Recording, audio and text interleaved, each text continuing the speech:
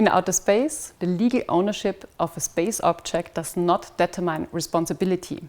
So the clarity of this principle on transfer of ownership is essential for the accountability, the liability, and the safe use of outer space. Transfer of ownership in the context of international space law refers to the legal implications when the ownership of a space object is transferred to a new operator, whether through sale, leasing, or any other arrangements.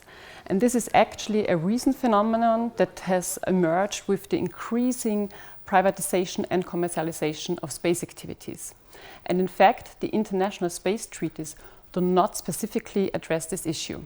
What the Outer Space Treaty says is in Article 6 that states remain responsible for any space activities of their governmental and non-governmental entities, regardless of ownership transfer.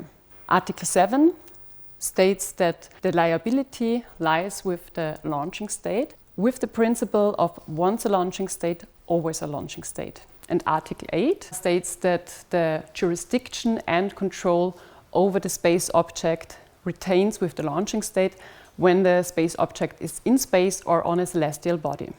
Space activities are increasingly characterized by international interconnectedness and growing globalization of business operations and also international relationships.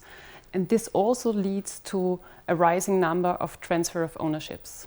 The space treaties do not really specifically address this issue, and we have a lack of regulation when it comes to the transfer of ownership.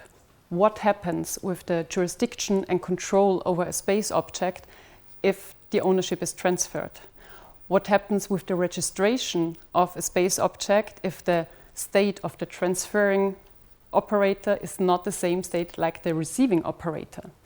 And most importantly, what happens with liability in the case of any damage, whether it be in space, a fault-based damage, or if it happens on Earth where you have absolute liability. And these are very key issues and questions we have to answer.